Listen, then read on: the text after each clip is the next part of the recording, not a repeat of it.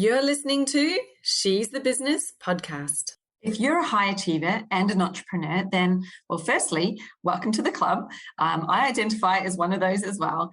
And secondly, you may be experiencing things that are similar to what I experience, which is a never-ending stream of ideas, taking on more projects than probably what you can technically cope with and do at the level that's suitable.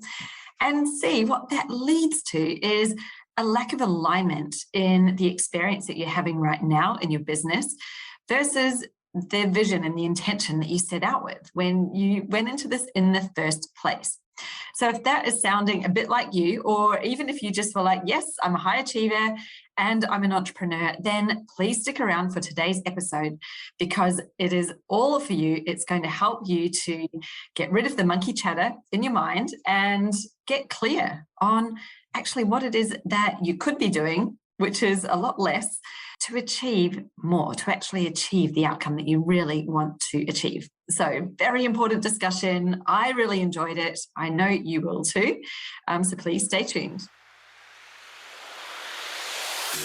Hi, I'm your host, Jessica Osborne, and in my 23 years of business and marketing, I've built many brands to become multi-billion-dollar companies. And just in the last 10 years, I've built 2 online businesses of my own from my dining room table with 2 little babies running around at my feet.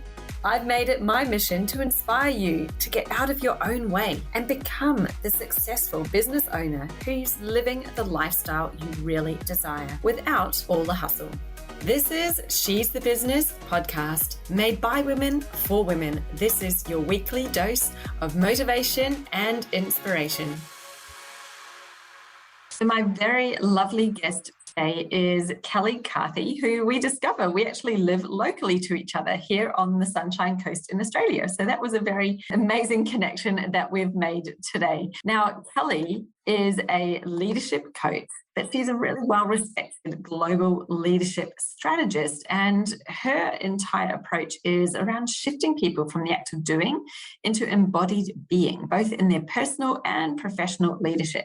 Kelly has spent over 22 years working in behavioural change and specifically helping transform women suffering from burnout and overdrive into effortlessly aligned leaders that are in their flow. So Kelly's inside out leadership model changes the way that people lead and awakens them to their core vision, reconnects them to their values in order to create a greater impact and influence over themselves and others. Now, she is also a mother of 2, both of them young boys, so she really understands that finite balance that women dance between business and family. She addresses that superwoman complex that is deeply embedded in the psyche of us all and supports us to return to a more connected and aware space of clarity and balance without compromising on strength and capabilities. You're going to absolutely love what we get into in today's episode, where we're really talking about the lack of alignment so many people have in their business and life and why that's making things so hard for them, how to uncover where you might be falling out of alignment or potentially setting goals and playing a game that you're not able to win when you have some thoughts or approaches that you're doing right now that are stopping you getting there. She has got a wealth of experience and knowledge and can really easily, you will find as you listen in, she pinpoints exactly what's going on just simply by listening into short stories and anecdotes. So there's so much in here. If you are also a high achiever, you're a very motivated and driven entrepreneur like I am, I know that you're going to absolutely love today's episode. So without further ado, let me play that for you. Okay, and I'm here with the lovely Kelly Carthy. Kelly, thank you so much for joining me today. It's a pleasure to have you on She's the Business. And I can't wait to get into this topic about aligning yourself to your business success, because I completely agree. When we have alignment, then beautiful things happen. But would you like to tell us, first of all, a bit about yourself? What is it that you actually do and who do you work with? Thank you. And thank you for having me. Yes, my work is kind of twofold. It's in coaching and guiding. And I guess that's the way I see coaching is it's not telling someone how to do it or what to do. It's really reminding them that they have everything that they need within them.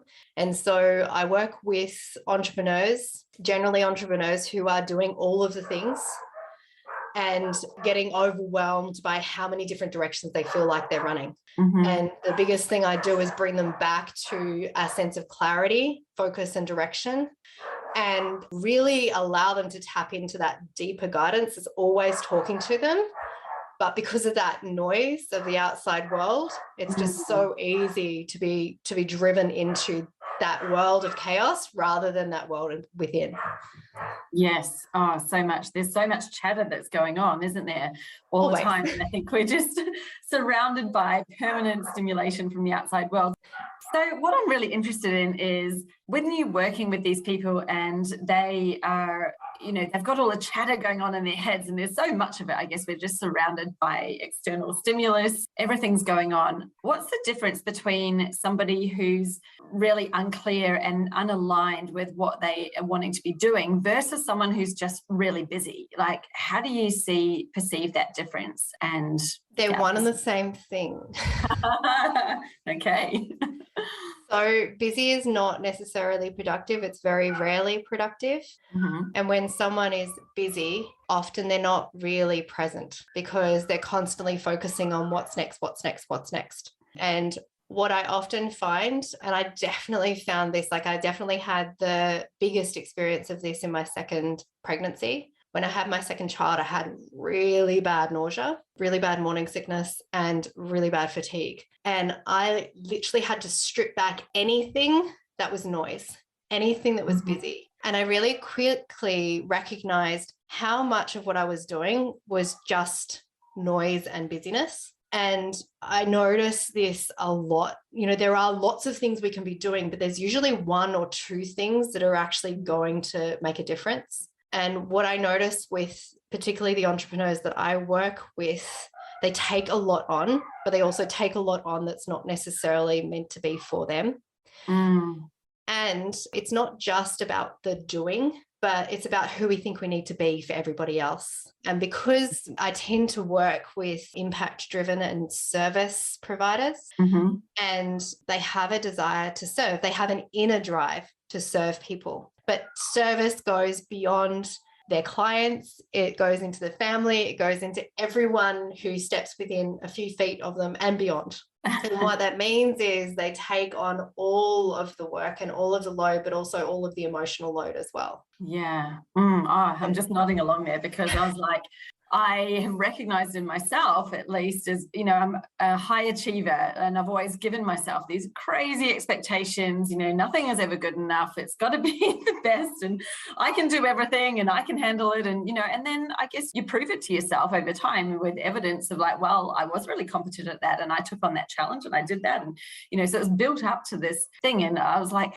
how do you know how much is too much that you're taking on? Because I have done the same thing this year. Just to go on a little tangent there and tell you a bit of my story, but I'm like, I'm in what I call Project Streamline, because I realized even though I talk about streamlining efficiency, like my whole business being online, I've built in all this automation stuff that I don't need to be doing. It's running behind. But I realized I was like, I am doing so much. It's like I'm running a race permanently and not even stopping for breath. And I'm loving all the things I'm doing and I'm, they all make sense and I'm enjoying them, but it's too much for me as one person to keep this up. And, I started to notice signs physiologically in my body and things like that. And I'm like, okay, wake up, stop. Don't wait till a bigger sign comes along, like literally knocks you over with it. Like, let's wake up. So I've kind of gone, right, Project Streamline, I'm on a mission. But I keep, because I'm naturally used to taking on things and seeing that and being like, yeah, I can do that. And being that sort of person that can always be competent and capable. Where do you draw the line, or how do you know what is too much and what isn't? Yeah. Question with a long... Oh, there's a lot I could go in with that. But starting with just because we can doesn't mean we should. And I've had this conversation like 3 times this week.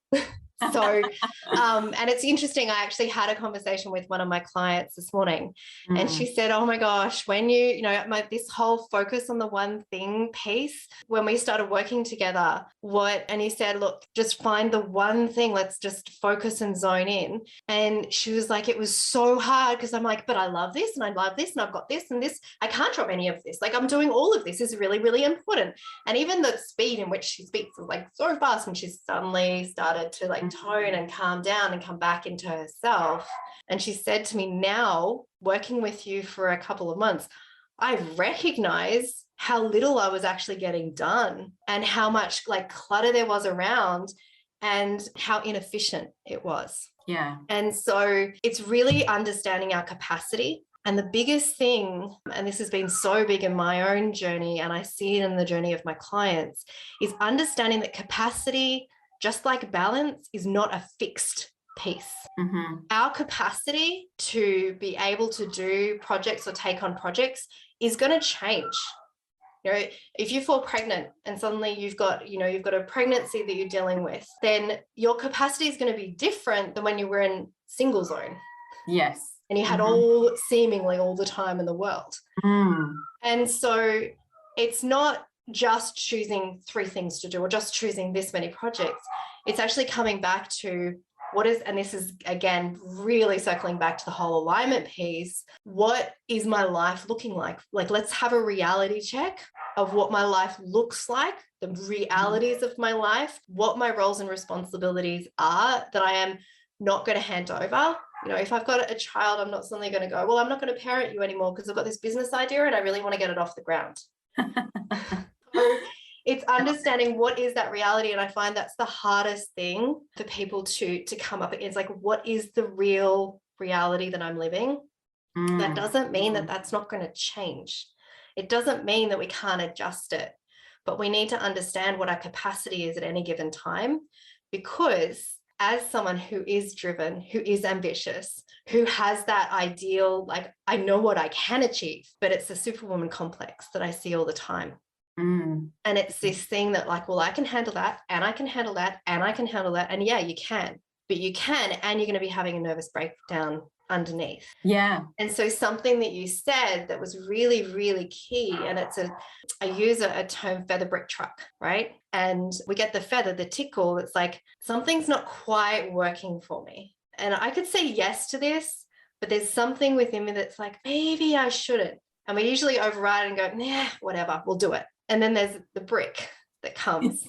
And it might be when you drop one of the balls that you're juggling. And it's a sign like you're not actually handling it all so well right now. But if we don't pay attention to the brick, we're going to get a semi-trailer hitting us.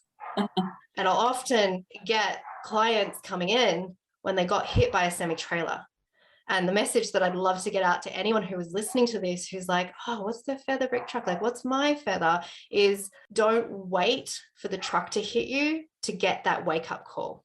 I remember being at a conference, and I share this story because it's just so poignant at a conference. And there was like 200 women in leadership in the room. And I was just sharing a little bit about what I was doing to the woman next to me. And she's like, oh, I needed you last week. I'm like, well, why did you need me last week? She said, well, I was on work emails on my phone, and like my husband was trying to take my phone off me. I was like, well, that's a bit rude. And she's like, well, I was in an ambulance. I was like, wow, okay, what was going on? She was having a heart attack. Oh my goodness. But the thing is that we lose insight when these things that we're doing and these projects that we're doing are so important. Like, I just have to keep on going. I'm going to get up at 5 a.m. and I'm going to go to bed at 10 p.m. and that's okay. And we justify it to ourselves that it's okay because I'm just getting this project done, or it's just this one. What I see with the driven entrepreneur is they're 24/7, and there is actually no space where they actually stop until they get hit by something that is generally a physical piece, or something really tragic happens in their life where they get that wake up call. And so when do we stop? Well, every single day is my suggestion, is like taking that reflection 5 minutes every single day and really understanding, like, what is my capacity and how do I feel at the end of this day? Am I feeling stressed? Am I feeling overloaded? Or am I feeling like I can handle all of this? And that will give you a really good litmus test as to where you're at.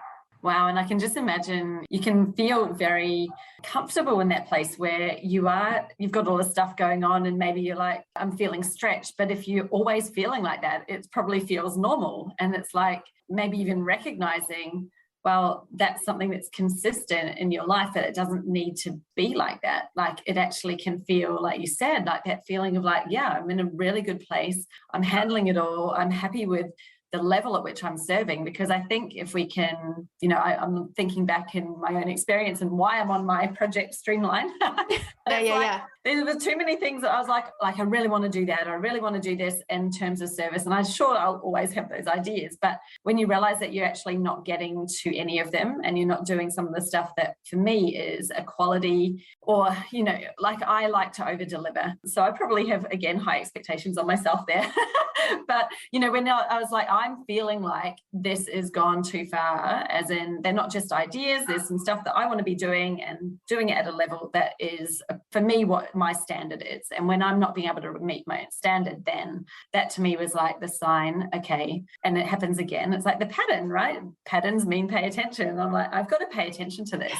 And I guess what was the real clincher for me was getting really, I think it was actually, you're going to laugh because you're saying we don't create space. So I got the flu and then it was create space for you.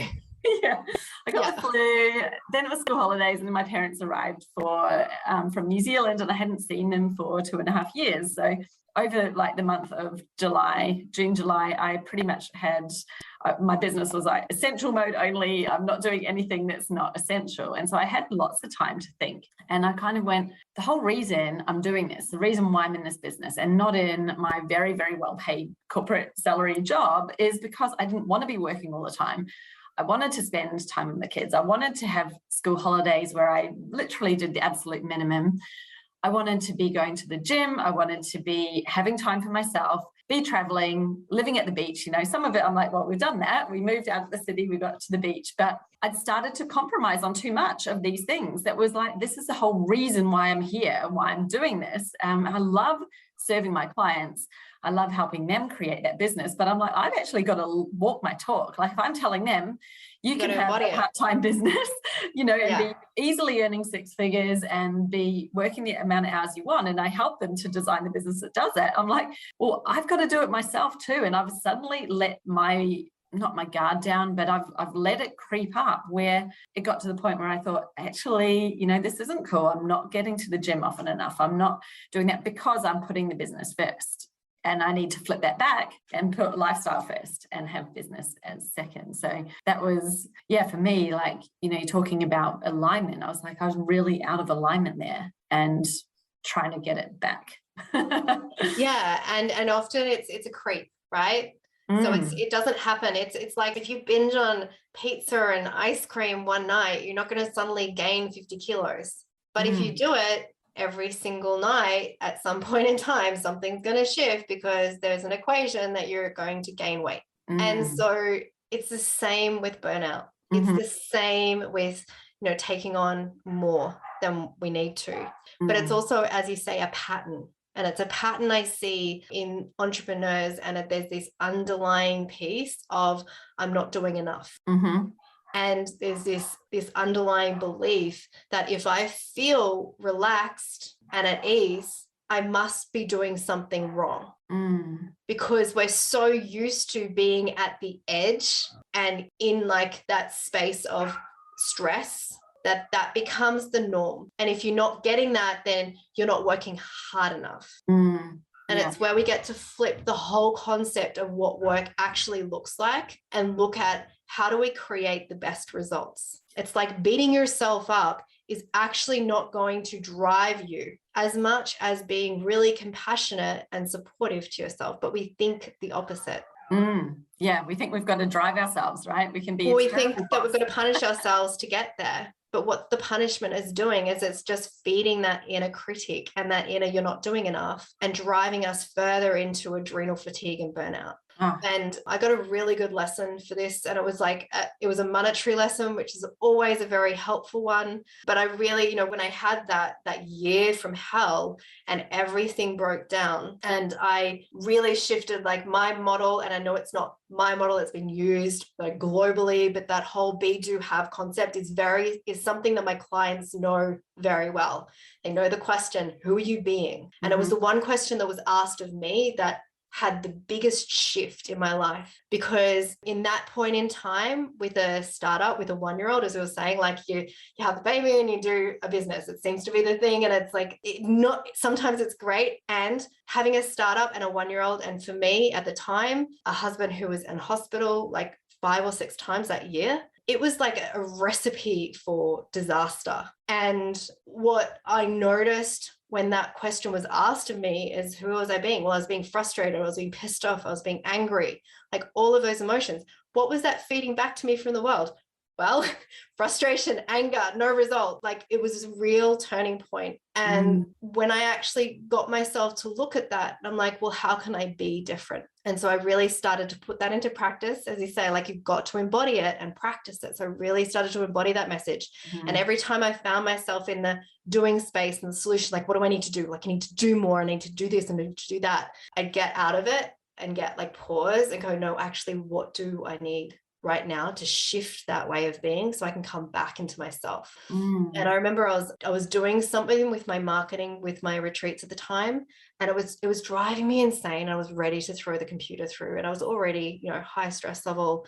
And I just went, what do I actually need to do to shift this? And my brain was like, you need to go for a surf in the national park. And then the next thing that came in was, well, is that procrastinating or is that shifting my state? And I was like, well, no, if I go for a surf for an hour and come back, I'm going to be a different person than I am right now. And I'm not getting anywhere. Like I'm just fighting myself here.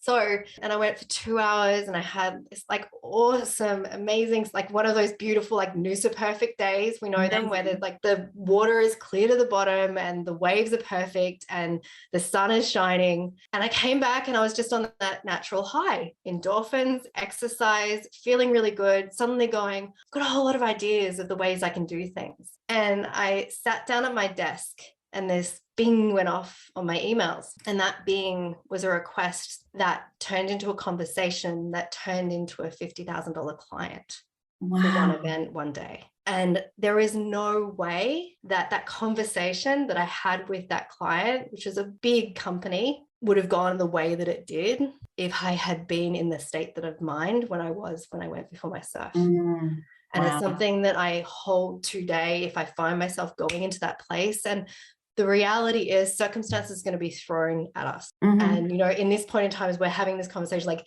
the circumstances and the curveballs that have been thrown my way, bigger than even back then. I'm a different person who I was back then. I have different ways of meeting those challenges, but they're always going to be thrown at us.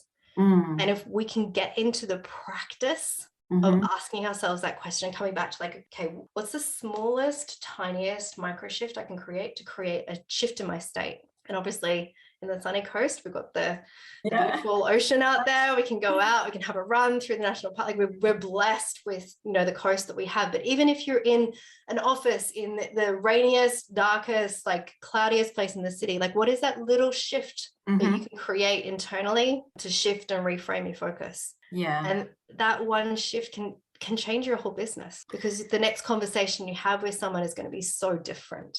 Yeah, you're so right. And not just sitting in that state where you're pushing, trying to make something happen. And you got further and further down that horrible vortex of like doom. And I think, it's so funny when you have kids, isn't it? Because it's like all these things that are quite complex as adults become so much more easier to see when children embody them, because they're just so much more open and, young and fresh and everything. My son, he's one of those people that it's like, okay, there's a problem and then there's suddenly a wall there. So he might have thought there's one solution, but that one hasn't worked. Therefore, I'm stuck.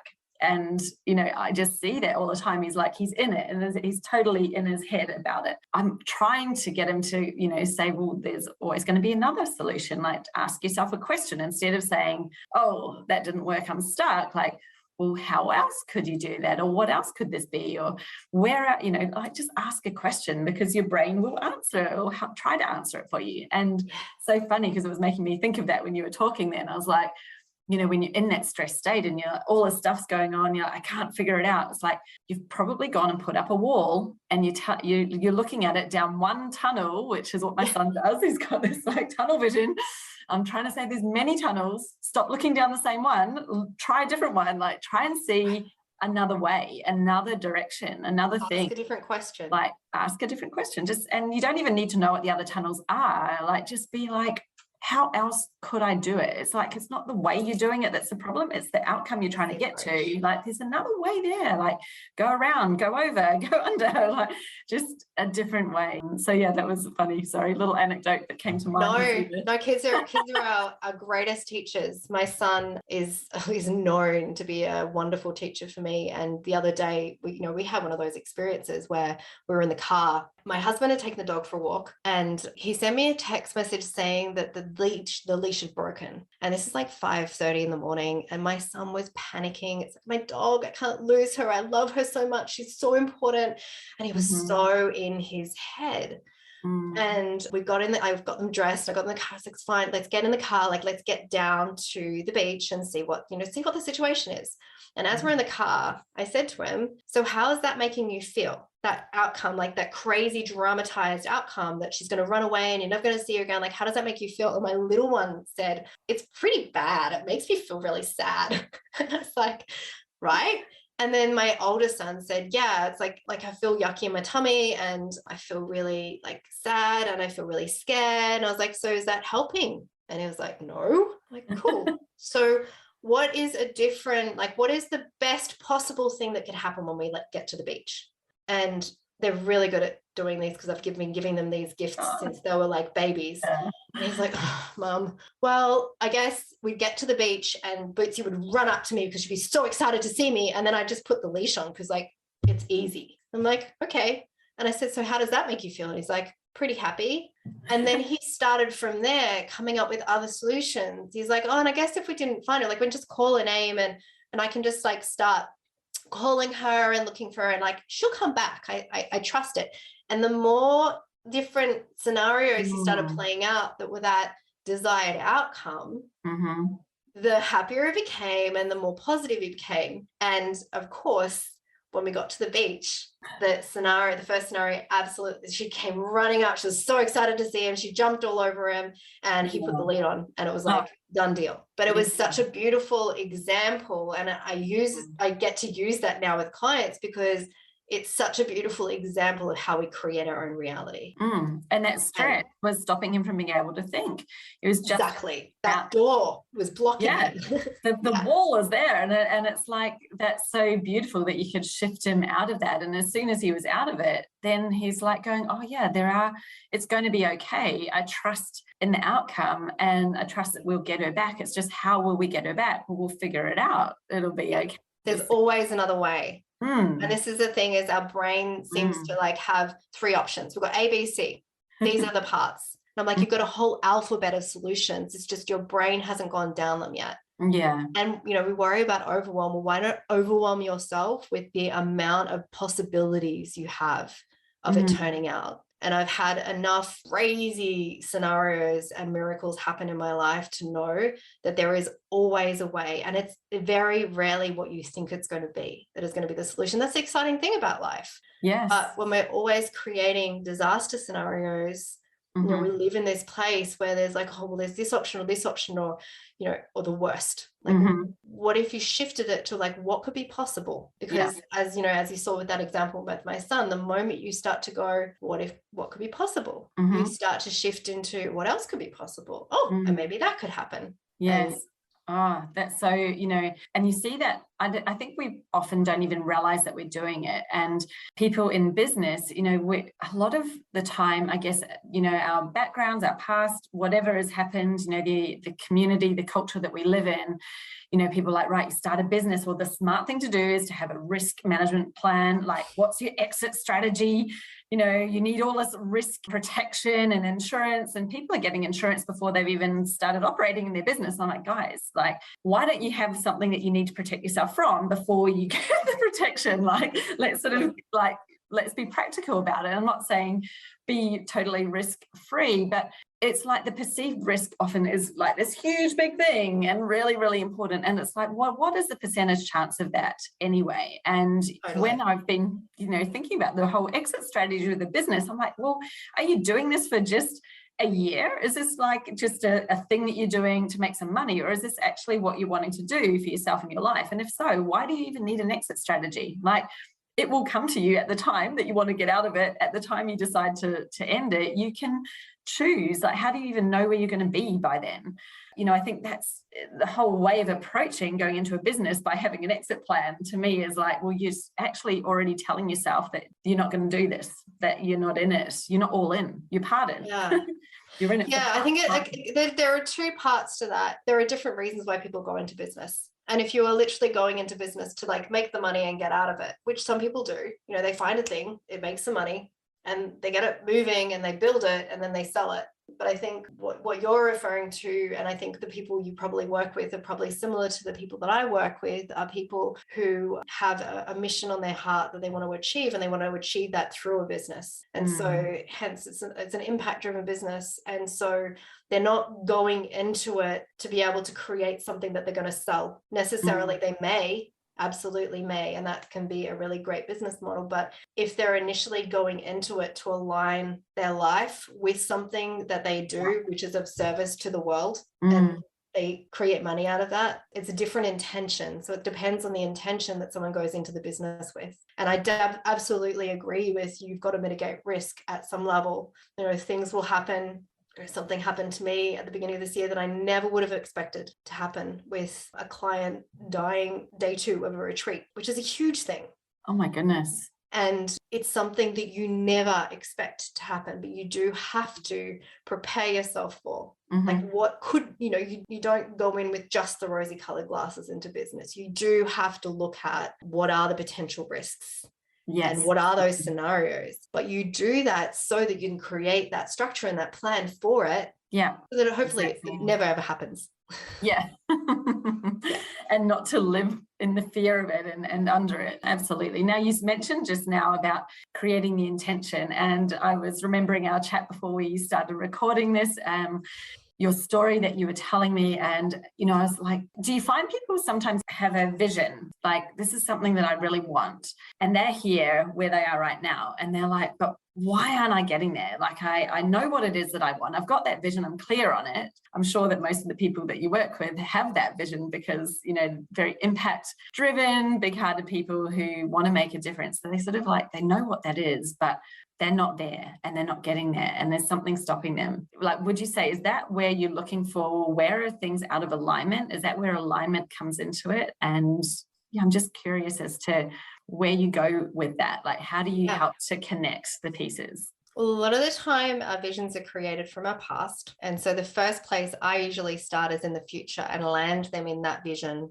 and really land them not in the vision of what they want, but who they want to be and the kind of life they want to live. So they know that, is this business the business that I want? Because, you can have, I want to build this Pilates studio and, but I want to live a life of freedom and I want to travel a lot. It's like, does that work unless it's a mobile studio that you create? So getting someone to align like the business to what the kind of life that they want to lead is key. But when we're like, I'm not there yet, I'm not there yet, I'm not there yet, we're fixated on a place that we need to be going.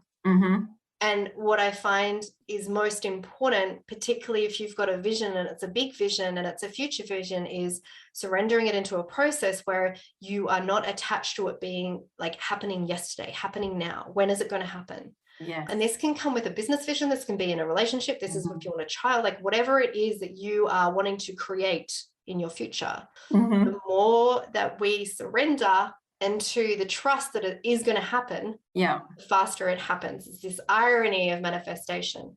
But the key trick is staying connected, right? And you'll hear me talk a lot in my work about micro shifting. And it's something that I used to use in personal training. When I was personal training, I wasn't all about, and I used to teach personal trainers how to be personal trainers. And I wasn't all about like how much someone hurt and like how that the whole kind of pain, no pain, no gain. Because I worked more clinically, I was about how can I get them to that outcome in a way that they don't even notice that they get there and they're like, oh my God, 6 weeks ago I was doing that and now I'm doing this. And it's through incremental shifts. And it's exactly the same with personal growth work. And the challenge I find in the personal development industry per se is you don't want to just spend your entire existence digging for limiting beliefs, because they exist everywhere. It's part of life. As a human being, you are going to always have something in your internal world that is limiting you. It's what is my next step? What is the next layer? There's going to be continual layers that you're peeling off, right?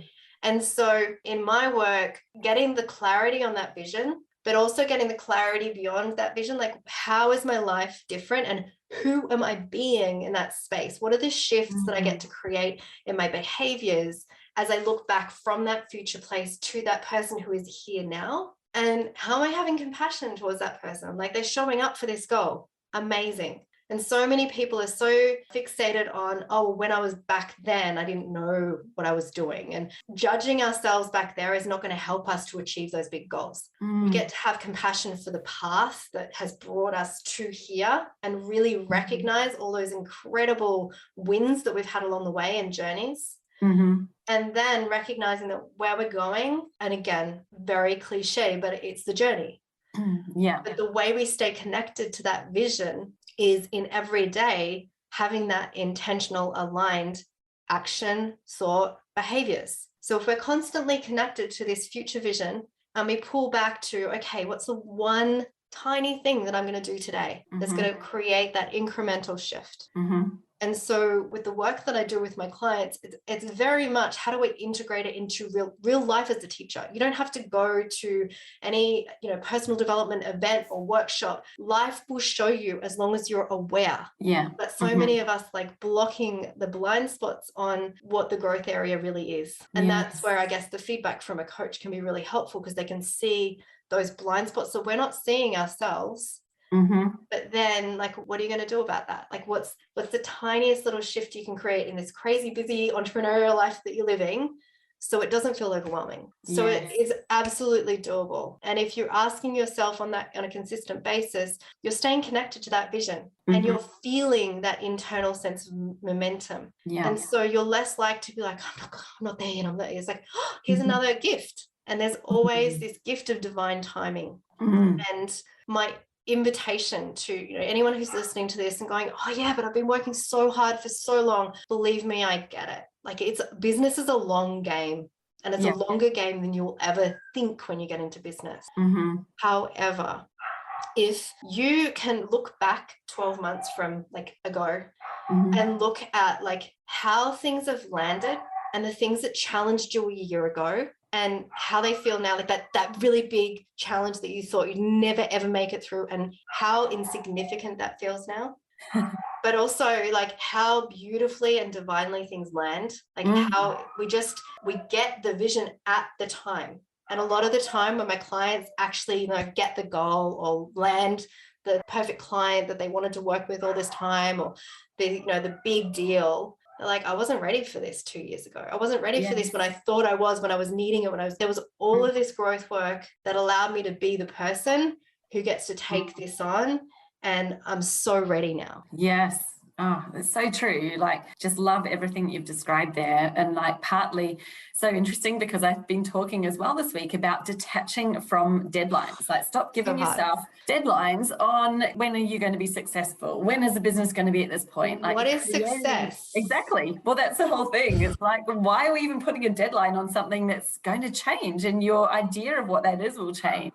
And then you're getting so stressed and wound up about it and thinking you're not making progress, whereas you actually are. Like, just as you're saying, you're making so much that you're not even aware of every day. It's incremental steps. I just love that. It was so powerful. And the other thing that you mentioned was looking back to your past self and actually having compassion and really appreciating everything that you've done that's brought you through to here today. Because I think that was, for me, something, starting this business, I couldn't even talk about my job and what had happened when I decided to leave the corporate world for about 2 years. I really did not talk about it, open up about it, because there was so much still emotionally charged for me. Well, it's grief.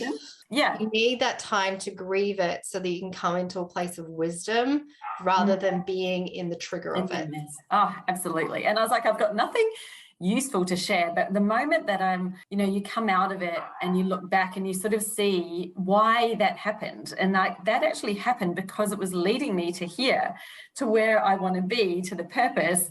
And it was part of the design. Like, without doing that or being there, you're not going to be tooled or skilled up with everything that you need for what you're doing today. And so now it's like, oh, it's a beautiful thing. I can look back and see how all of that was leading me here. And, all that frustration of, oh, I wish I'd started this sooner. It's like, well, wouldn't have been ready sooner, wouldn't have been in the right place. It wouldn't have had those experiences to bring. There's so much about that where we just go, it is divine timing, isn't it? Which I love if that was what you said. It's just so true. And I think we could probably all look back and see, those things that have happened in our lives, how they've led to other things that we didn't know about at the time. They're always gifts in disguise. They never feel like it in the moment, but there's always something there's. If you believe that everything happens for a reason, even the most disastrous things that happen in life happens because it is part of your life. You just get to, again, that reality accepting this is something that happened. So can it be for purpose? And if it doesn't feel like that now, that's fine. But at some point in time, it can. Yeah. And trusting that it will is part of the thing that gets us through our most challenging experiences in life. And what would you say if somebody's like, well, I've got a vision and something I'm wanting to create, is feeling like, I'm distant from it, or there's a space to go? What would you say in terms of, like, how do they discover, are they creating a game they can win? I'm going to call it like that. So, is this something that you're allowing yourself to do? You mentioned before, well, does it make sense? If you see somebody who's got an outcome that they're wanting to get to, but they're here, and how do you get them to link those two together? I love that question so much. It probably links back really to the way that I work very, very differently. So something that you've probably heard before many times over, I'm sure your listeners have heard many times over, that 95% of our day is run by subconscious mind. And most of our life is habit. It has to be. We've got so many things that we do that we actually need to be running on auto. And that is where I get to do the work, and so my work has been in developing processes that help people drop into that place. And I'm really careful not to say meditation, but it is a form of meditation, but it is really getting underneath that busy mind to tune into what's really going on. Okay. And get those deeper answers within. And so I've developed processes that I use with my clients. They're audio processes, and a lot of them are recorded. So, and they get, the ones that work with me personally get personalized processes all the time. So they need something, I'll develop it for them. And then they have that audio on tap, which they can go and listen to during their day. Because in my experience from coaching, and I've been doing this work for over 20 years now, when we need the support the most is not in the session. It's in life. It's in that moment where something happens and something shows up and we actually need that support then. And what I've noticed with the way that I work with my clients is if I can get them that support in that moment, they create really rapid shifts in that internal dialogue that's going on all the time. Oh, amazing. And so what we do is we tap into what that is, and we consistently make those incremental shifts and changes that allow them to connect to that, future space that they want to be in. And this is, again, I don't want to go too much into the esoteric, but a lot of my work is very intuitive. And what my clients start to notice is that their awareness of their life expands. And so, that feather brick truck analogy that I used before, it can also be used in the positive sense. In that we can start seeing those little feathers, those little indications that we're on the right path. And that's what I notice my clients start to become heightened in their awareness. around. Oh, And so they're like, oh my gosh, I just saw this the other day and it showed me, and they create different meanings. What that does is it connects them to that vision. Wow, does that make beautiful. sense? Yeah, it does. It does make sense. And I think it's when we're making something like, having alignment, making it more tangible and bringing that into the day to day, it's just so powerful. And something that you mentioned earlier kind of came to mind for me as well was, for example, something that I help clients with, they might say, well, I really want to get to, they want over 10K a month to begin with or whatever. And I'm like, yeah, cool. Okay, let's do that. So what would that look like for you? It's like, well, okay, well, I need to then create a service package of X. And then I'm like, okay, well, why are you not feeling like this is something that you can do? And it's like, oh, well, that would mean that I've got to work, 40 hours a week. And I don't, I can't do that because of blah, blah, blah, blah in my life. So they're actually creating this link between the outcome that they want and something that they think to have in order to get it. That's a barrier to them having the outcome. So it's like it's something they want, but then they're repelling themselves from it because they think it's going to give them an outcome or a life that they don't want. And well, they're creating one path, one scenario. Yeah. And I can give you a beautiful example of that. One of my Canadian clients has this beautiful wellbeing studio. And when I first started working with her, fast-paced, busy, got to get it all done, very highly motivated, highly driven. And her internal pathway of making more money was having more clients. And it wasn't even that she wanted it. It was always the go-to. Well, I just need to get 10 more in that class and that'll make more sense. And fast forward to this day, she now runs a mentorship program. So she's now bringing on team. She's in the process of looking at becoming a mother soon, all of these beautiful things that opened up, and her whole life is expansive. Yes. Her whole life is supported. Yeah. Her whole life is so different. And she said that even if she couldn't even think about adding it because it doesn't align with her value system anymore. And she's like, and it also doesn't make monetary sense because I could do that or I could do this. And it's again, breaking out. And particularly if you're talking about professionals, they're used to that service-based model where I have more clients, I'll make more money. I get busier, I'll make more money. And so it's breaking that and shifting that and asking the question of why do you want to have that month? What is that going to give you? And why is that a goal that you want to have in your life? What is that outcome? Because that's the outcome you want them to align to. Yeah, exactly. You're trying to get this outcome because you think it'll lead to there. But then often there's that disconnect, isn't there? Because then they think, well, I want them more clients so I can make more money. But then at the same time, in the back of their mind, they're probably not even aware that they're thinking, but I also don't want those clients because I'm already full on that capacity and I'm stressed and I've got no time. So they're creating that tug of war where they actually can't create it them. because they can't have that. Because in the back of their mind, if they have that, that's going to create stress and they don't want stress. Yes. And so they don't desire stress more than they want that outcome. And so again, it's just simply finding what's another way. How else do we create that? How do you have this and this? Yes. And we're so not used to that. We can you can have this way or this way, no choice. But what if you can say you can have this and this? We've just got to find a different pathway there. Yeah.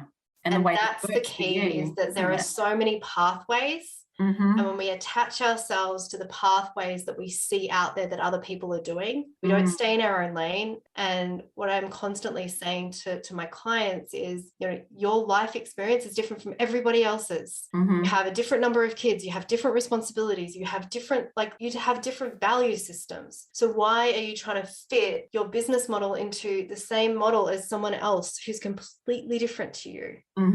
This is what alignment's about. It's about recognizing what does your life look like? What is the path that allows you to feel that sense of ease and flow in creating it, where you still get the same outcome. Yes. So feel so aligned with you. It's just lovely because I love it. It's come at it from that life purpose point of view. And, we often come with my coaching through the sort of the marketing bit because they're like, I want this. And well, let's actually expand the vision for a moment and step out to what you're trying to achieve here. And it's when we get that alignment on all levels, it's at the life point, but even then the business point, the service point, like you align it to yourself, and that is the service that works for you. Like stop basing it on what other people are doing. And marketing, is a whole new conversation, right? Oh. Because when you are aligned to your message and you embody your message, it is what you speak. Like you can't help but share that. Yes. And so it's natural, it flows, it's authentic, and that's the marketing that works. And there's a whole other conversation about the energetics of marketing. And if you're putting an intention of I've just got to get this thing out there versus who am I serving with this message? How am I speaking to them? And what do I want them to experience when they read this? Yeah, absolutely. Oh, so good. I think we could talk for so long. We've got so much. But I actually have clients to get to. Yes. So just to wrap this up, is there any last little piece of advice or something that you wish that you could tell your younger self, or that you'd love to leave with the audience today as we wrap this one up? Oh, I love those like one-liner questions where you've got to come up with one line when there's so many. But I think it's worry less. I spent so much of my younger life worrying, and we worry about what we look like, we worry about what people think of us, we worry about how we're coming across, we worry, and we spend so much time in that internal conversation that we're not living life. And I think it doesn't mean that I don't care what people think, and it doesn't mean that I still don't get vulnerable and nervous about what someone thinks of me. I'm human. And that happens, of course. But the more I remind myself that it really doesn't matter, the more we get out of our own way, and the more we get to just be able to experience life. And, there are so many amazing parts of our life that we get to experience that we don't want to spend in that internal dialogue. So definitely it would be worry less. It all works out in the end. It always works out in the end, and always better than you could ever expect. Yes. Oh, so good. That's an amazing one to finish on. Thank you, Kelly. Thank you so much for sharing with us today, giving your time. I really appreciate you. It's been an excellent episode. I think, you have to put that on your playlist, go back and listen to it, got all the way through to the end, because there's so much to unpack in there. And I think a lot of really great questions that you could ask yourself and really, step back and look at your business and your life and see what you can gain from this. So thank you for sharing with us today, Kelly. Really appreciate it. Always. Absolute pleasure. Thank you so much for having me. Appreciate it. Yes. And where would people be able to reach out to you and connect if they'd like to learn more and follow you? Great things from you. Very simple. Most of my socials are shared on Instagram, Kelly_Carthy. And my website is very simple, kellycarthy.com. So I have a program that I run, the Inner Leader, which will be launching very soon again for our next intake. And if someone's wanting to dive deeper into that mastery of the internal dialogue and creating that focus, it's definitely a great place to start. Amazing. Incredible. Thank you. We will link those up in the show notes as well, so you can find Kelly on Instagram, on her website, and check out the Inner Leader program as well, because it just sounds incredible. Thank you. You're welcome. Awesome. Do you know what the number one challenge reported by the women joining my Facebook community, My Tribe, said that they were struggling with their marketing in 2021, and in fact even in 2020 as well? And that was exactly how they should reach their ideal client. How do they even get in front of them in order to build their audience in the first place? That was it. And it wasn't a pick and mix. I didn't give them that answer. It was a free text question. So they could write in there anything they wanted at all. And the number of times that I saw somebody say, how to create awareness, how to get in front of my ideal client and build my audience. So many people just challenged by it. And why is that when there's such an abundance of ways that we can get in front of the ideal client? And I think it's probably that is exactly it. It's so overwhelming, isn't it? What should you do? What should you choose? What are the best ways? Whatever it is that you're doing right now might not be working. And I think it's a great time to sit back, reflect, and figure out what's the right way for you to do it. What are the ways that you're going to reach your prospective clients in 2022? So if that sounds like you, if that might have been what you wrote down in the questions on what is your biggest challenge with your marketing currently, then you're going to absolutely love the new freebie that I've just put together for you. It's called 12 Brilliant Ways to Reach Your Ideal Client.